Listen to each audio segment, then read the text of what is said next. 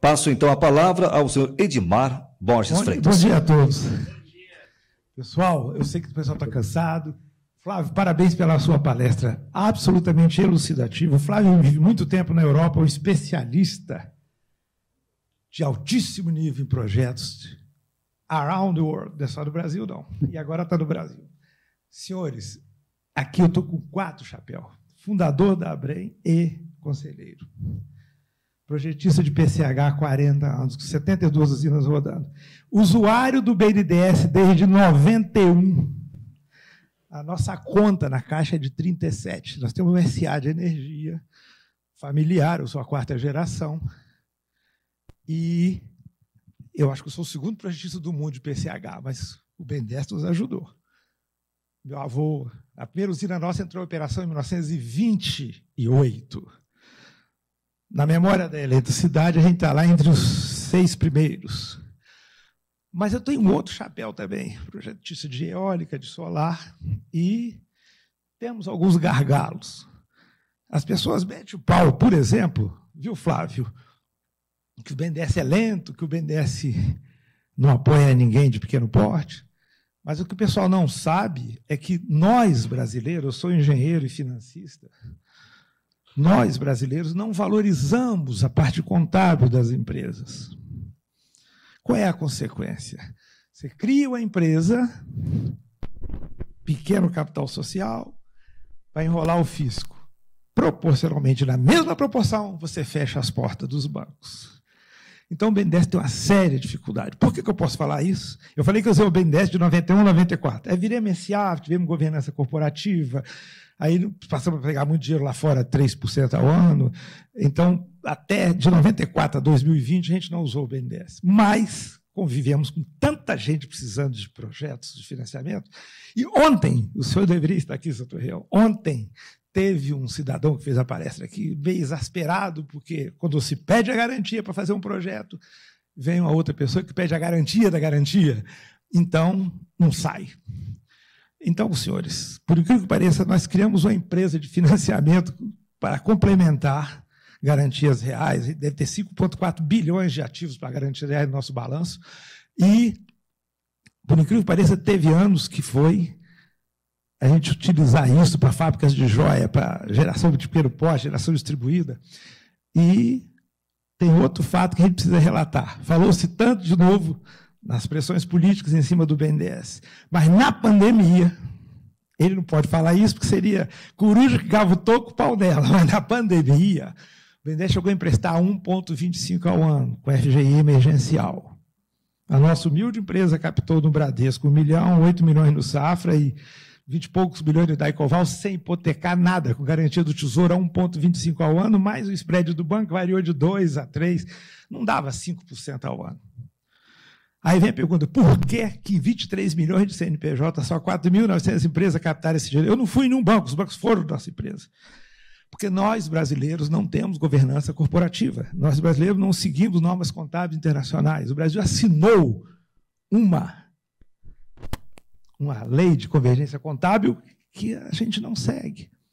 Então, o BNDES sofre também, não conseguia capilaridade suficiente para emprestar dinheiro. Então, vem uma perguntinha para o Flávio. O Flávio ainda está aí? Eu acho que saiu. Sim, tudo bom. Flávio, você teve alguma... tem que ser o mais rápido possível, porque o doutor Torreão tem mais coisa para nos dar uma aula aí. Você teve já alguma dificuldade para captar recursos no Brasil, em qualquer que seja a área, na área de energia limpa e etc. Edmar, talvez eu não seja a pessoa mais qualificada no tema, até porque toda essa minha experiência nesse setor de resíduos... Está muito pouco tempo no Brasil. Depois de 15 anos, foram 12 anos, precisamente, foram fora do Brasil. Né? Então, agora sim, nós começamos a trabalhar há 2, 3 anos em projetos no Brasil, estamos desenvolvendo, estudando projetos que ainda não chegaram na fase de captação. Em breve a gente vai ter essa experiência e eu espero que ela seja boa. Ok. Agora, pessoal, vou fazer algumas perguntinhas para o nosso jovem aqui, que ele é bem mais novo do que eu. A pergunta número 1 para ele é a seguinte, e é importantíssima. Eu já falei que teve as mazelas do banco, e o banco, a Caixa e o Itaú, nesta pandemia, foram muito eficiente. A maioria dos bancos não foram. Pergunta número 1. Nós sabemos, doutor Torreão, das dificuldades que o Brasil tem. Não é culpa do banco. O sistema financeiro cria bloqueios para que o banco aceite seguro de completion. Vou traduzir o que é isso, pessoal. Ele vai tentar me ajudar agora. Você pega um PPA de uma ArcelorMittal, de uma CPFL, de uma Vale. PPA é contrato de venda de energia. Power Purchasing Agreement. Pega um PPA desse, chega do BNDES, o BNDES exige uma extra colateral, uma garantia extra. Seria, se ele aceitasse, seria um seguro de completion guarantee bond. Mas o Brasil dificilmente faz seguro de completion e o banco também acho que não aceita. Eu sei que semana passada não aceitaram. Como é que resolve esse imbróglio? Você tem muito crédito, tem um dinheiro barato, mas o seguro durante a obra, depois da obra tem o PPA. Como é que vocês respondem essa perguntinha? Como o banco vai resolver isso ou levar para os seus superiores este bloqueio, que mesmo com PPA de altíssimo nível bancarizável lá fora, a gente não consegue pegar o dinheiro aqui, porque desse gargalo de 3 anos de obra, de eólica ou de solar? Alô? Tá, né? Bom, conforme eu falei, a minha área é uma área de modelagem de concessão de projetos, né? Concessão de projetos na linha da Lei 8987, concessão de projetos de serviços públicos, né? Na qual eu entendo que a própria questão do Waste to Energy pode se conectar como uma alternativa tecnológica, tá certo? Uma das alternativas tecnológicas, aí muito modelando na questão da gestão dos resíduos sólidos. Então, a primeira coisa que eu acho que a gente tem que deixar claro é o seguinte, assim, você quando, por exemplo, modela, eu vou começar aqui da área que para tentar resolver, eu responder ou pelo menos deixar encaminhado aí alguma coisa. Anota e manda para frente.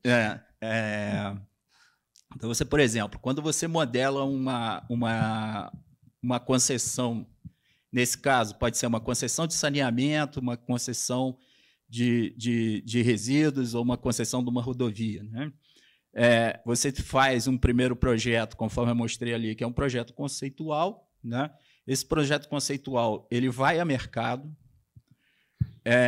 e esse projeto conceitual indo a mercado que tenha um determinado preço, seja de uma tarifa, seja de uma outorga, etc., ele, ao final, tem um vencedor, né? Tendo esse vencedor, estruturado, então, uma sociedade de propósito específico e aonde esse processo é apresentado ao banco, né? ou aos bancos, não vou dizer o BNDES, mas a um futuro financiador. Uma vez apresentado esse projeto ao financiador, o que a gente vai analisar, né? A gente vai analisar, além do projeto, toda a estrutura de garantias que é colocada, né? E aí, uma vez definido, o que se leva em conta, né? Isso leva em conta qual é o perfil do próprio vencedor, né? E aí, assim, não vou colocar esses projetos um pouco mais complexos, mas assim, qualquer projeto que vai ser levado, né? Você tem até determinada linha, até determinado valor, você tem um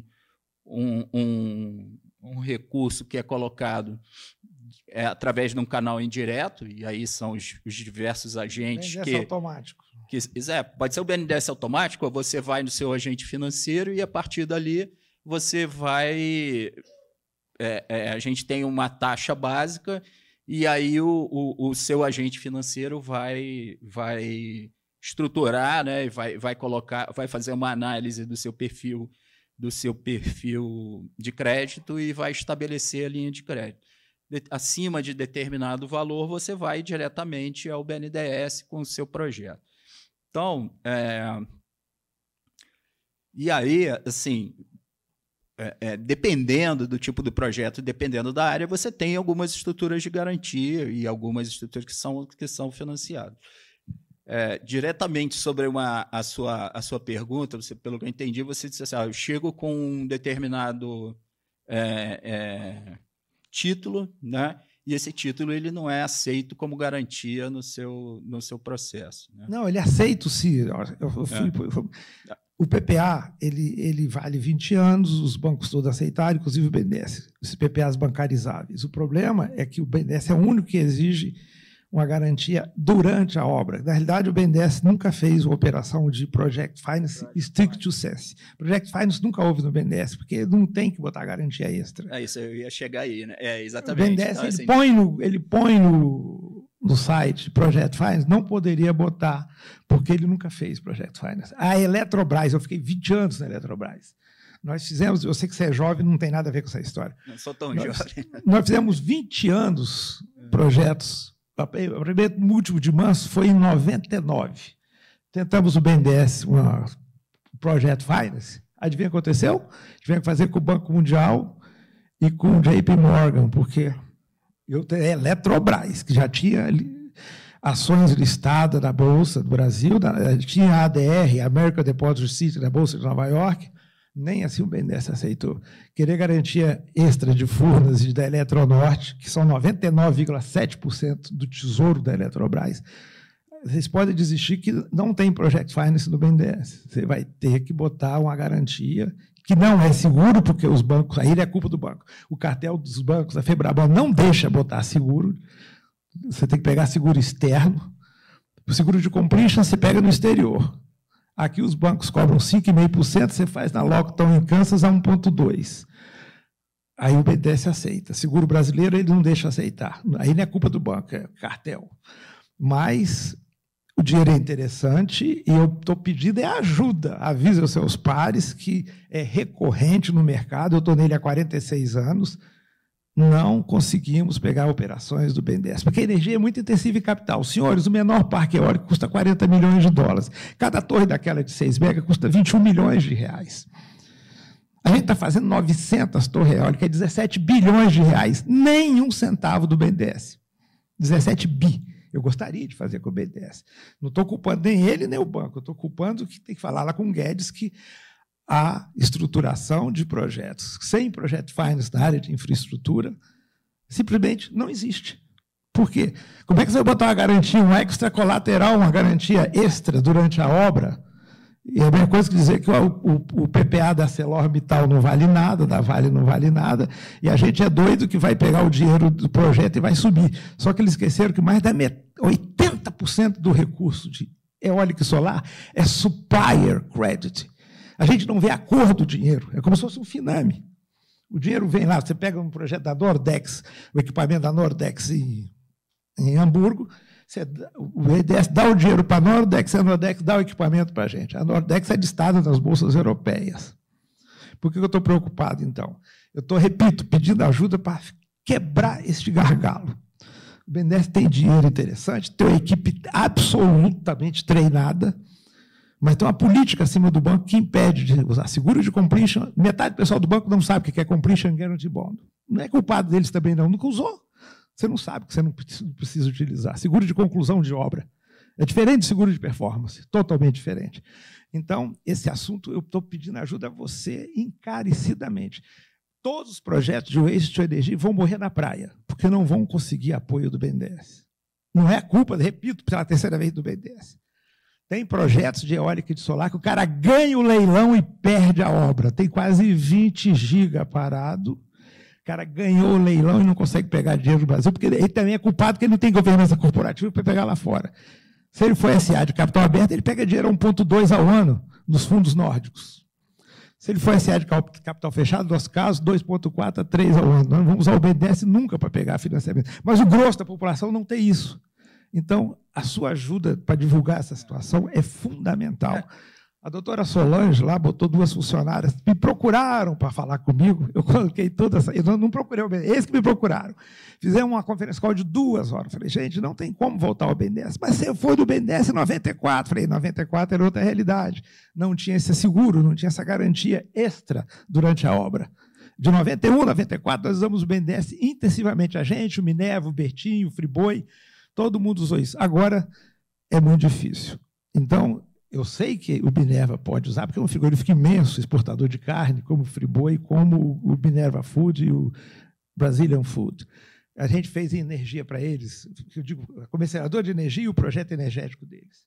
Então, eu estou falando esse relato para vocês verem que eu estou fazendo uma espécie de profecia. Eu aposto que nenhum projeto de waste to energy vai ser construído no Brasil se usar recursos locais do país. Eu posso apostar. Okay? Quando foi feito o Proinfra, PCH eólica lá, com o dinheiro do Tesouro, e a FUNCEF e o ABN Eurobank operaram, tinha esse projeto de operação com o PPA. De novo, no momento que não põe seguro, o PPA garante todo o empreendimento ao longo. O financiamento dura 10, 8, 10, 12 anos, o projeto do PPA no mínimo é 20. Esse PPA nosso chega até 60 anos. Então, o problema não é prazo, não é duration.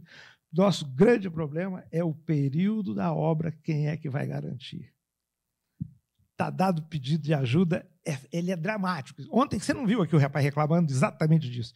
A garantia, eu tenho uma garantia, o cara falando ontem à noite, acho que é da Bahia até. Eu tenho uma garantia e não consigo performar essa garantia. A garantia é boa, porque tem o período de obra, eu tenho que ter ou uma equity, um recurso próprio meu, ou eu tenho que ter uma garantia extra para garantir só a obra. Repito, como fornecedor do equipamento. Se fosse uma hidrelétrica, eu projetei muita PCH, tem 80% de obra civil, tem até uma lógica ter garantia. Mas eólica, solar e o waste to energy, que não tem muita obra civil, não tem sentido o BNDES pedir extra colateral.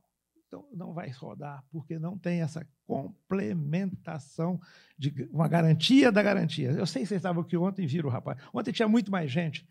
Ele estava indignado com essa possibilidade de ter um projeto bom, redondo, todas as engenharias aprovadas, licenças, e morrendo na praia, perdendo os PPAs, porque não tem agente financeiro que financie o projeto. Também o BNDES é refém do sistema financeiro que não toma risco no Brasil. Eu morava em Atlanta, na Geórgia, estudando finanças, quando saiu um relatório, não é do seu tempo, 85, de que o BNDES era o maior agente de fomento do mundo. Isso é bonito, isso é bom, mas isso prova que o nosso sistema bancário não existe para finanças, só quer financiar governo. O BNDES é o maior agente de fomento do mundo, é uma distorção. Não é bom. Não é bom para o banco, não é bom para ninguém. Ele chegou a ser maior do que o Banco Mundial. Pouca gente sabe disso. No período que ninguém financiava nada no Brasil, inflação galopante, risco muito alto, o BNDES lá se mantinha salvando a pátria. Então, tem uma longa história de salvar a pátria, que você não era nem nascido, e tem uma longa história que agora não pode botar essas restrições. É um desabafo e um pedido de ajuda. Terceira vez, pedido de ajuda pela terceira. Não é nem para mim. A gente pode financiar vocês, a gente tem garantias reais para emprestar para as empresas aí que precisam, a gente tem garantia real. Mas precisa de lembrar que um bancão desse, que tem um papel fundamental na América do Sul, se juntar todos os agentes de fomento da América do Sul, não dá o BNDES, precisa ter esses feedback do mercado. Eu estou no mercado há 40 e poucos anos. Eu saí do governo, fui secretário de energia do governo Sarney. Ninguém aqui não era nem nascido quando eu era o vice-ministro da Minas e Energia. Eu tenho 70 anos. Então, está na hora da gente, assim como está dando passo no waste to energy, maravilhoso, tem que dar um passo na estruturação econômica e financeira de projetos, botando garantias reais, factíveis com a realidade do Brasil, nem que seja por um período de 10 anos, até as empresas se estruturarem contabilmente, globalizarem os balanços. Gente, a dica, eu imploro que os balanços de vocês sigam normas contábeis britânicas, IFRS, e normas de governança da Sarbanes-Oxley Act americana. Aí vocês têm o mundo a seus pés. Demora, custa caro, você fica pronto para fazer a IPO, você vira SA com isso, a próxima etapa é fazer a IPO. Então, seria muito relevante essa conversa, porque senão vira um esforço imenso da ABREM de fazer... Gente, a ABREM, eu ajudei o Yuri a pensar em dezembro de 2014 para 2015, ela é absurdamente jovem. E está com esses quase bilhões de pessoas, bilhões de receitas das empresas afiliadas à ABREM. Então, ela é maravilhosamente eficiente, mas vai começar a ter os gargalos que tem o pessoal da eólica, da solar e das PCHs. Gargalos econômicos e financeiros. Perdão pela extensão, eu repito, ele nem sabia disso que aconteceu, ele não estava no banco na época. Você tem quanto? 40 anos? Não, então ele estava. Você tem 20 anos de banco? Então você pegou esses projetos lá de 99, 90. Lá era mais fácil naquela época fazer operações. Então, gente, essa profecia, eu espero que ela não se cumpra, mas ela existe chance dela se cumprir. Porque se cumpriu, tem 20 gigas de eólica e solar parado aqui, porque o pessoal não consegue pegar dinheiro em banco. A gente consegue, porque pega lá fora, usa o BNB para pegar 30% do recurso, ele pega 70% lá fora. Mas pegar aqui no Brasil a parte principal do funding, não tem como. Tá ok? Só isso, meu jovem. Eu, por mim, está acabado, mas eu quero que ele responda para encerrar, porque senão vocês não almoçam. Mas qual é a pergunta, Edmar? A pergunta é como, eu vou falar de novo, como se livrar desse gargalo? Você tem que anotar isso. Ele tinha que estar aqui ontem, o cara fez essa pergunta. Onde é que eu vou pegar dinheiro, o cara da Bahia lá?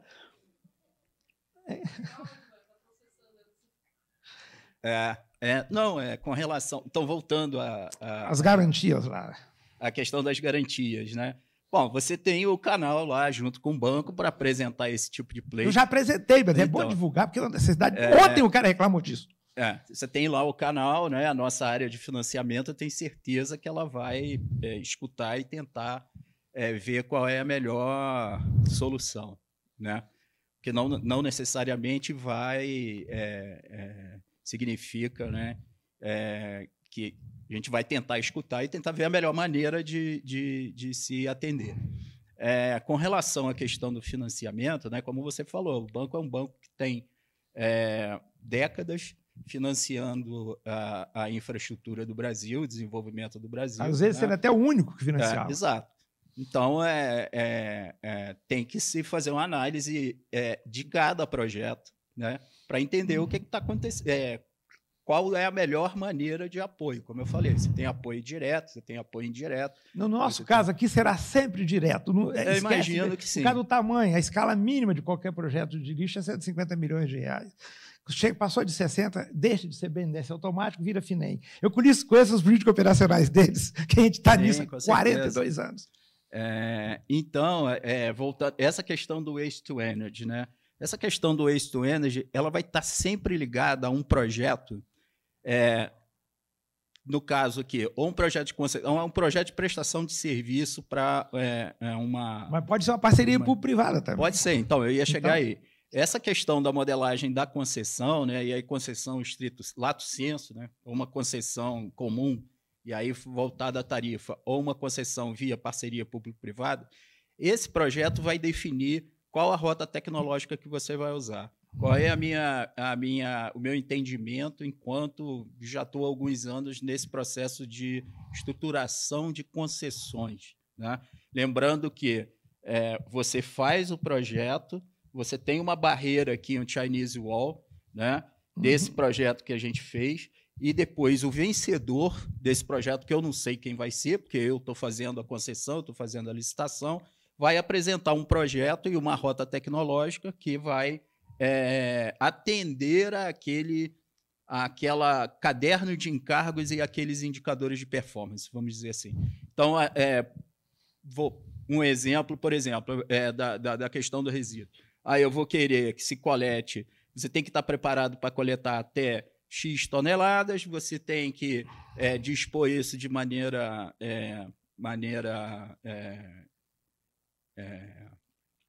ambientalmente correta, você tem que cuidar desse aterro durante X anos depois que a sua concessão acabar, e aí você vai definindo essa série de encargos, e lá no meio do caminho, quem venceu disse o seguinte: opa, eu consigo fazer todas esses indicadores de performance, mas junto com isso eu consigo colocar, talvez é viável, talvez, se colocar uma usina de maneira, o que vai acontecer? Se eu colocar uma usina aqui, eu vou conseguir vender essa energia, vou ter uma receita acessória e vou prolongar a minha utilização do meu aterro. Ok? Então, a questão do Waste to Energy, para mim, ele é muito mais nesse modelo de concessão em que você tem que colocar vários municípios, porque a gestão, pela nova lei, tem que ser integrada. Você tem que colocar vários municípios, até para dar maior viabilidade econômica. Ela é uma das alternativas do modelo que vai chegar. Entendeu? Então, com relação à questão do financiamento, então, na visão do estruturador, né, e na visão do poder concedente, o modelo a ser apresentado, a solução a ser apresentada, ela tem que ter um atendimento 100% dentro daquele caderno de encargo. A questão da queima do resíduo, ela tem muito mais a ver com uma questão de disponibilidade, né, de grandes áreas. Por exemplo, não faz sentido eu pegar uma área onde eu tenho uma série de... onde a questão imobiliária não é tão inviável e aonde eu tenho, então, disponibilidade de área, onde eu tenho, talvez não tenha um serviço de transmissão, né, de conexão à rede tão viável, talvez ela não seja a melhor solução para aquele determinado projeto. Porém, em projetos onde você tem muito adensado e você tem problemas, talvez, imobiliários, de achar área, ou você não consegue crescer o teu aterro sanitário, talvez ela seja mais viável. Então, o que eu quero dizer com isso é o seguinte: a solução que você vai dar vai estar totalmente ligada ao seu projeto, inclusive projeto de concessão, né?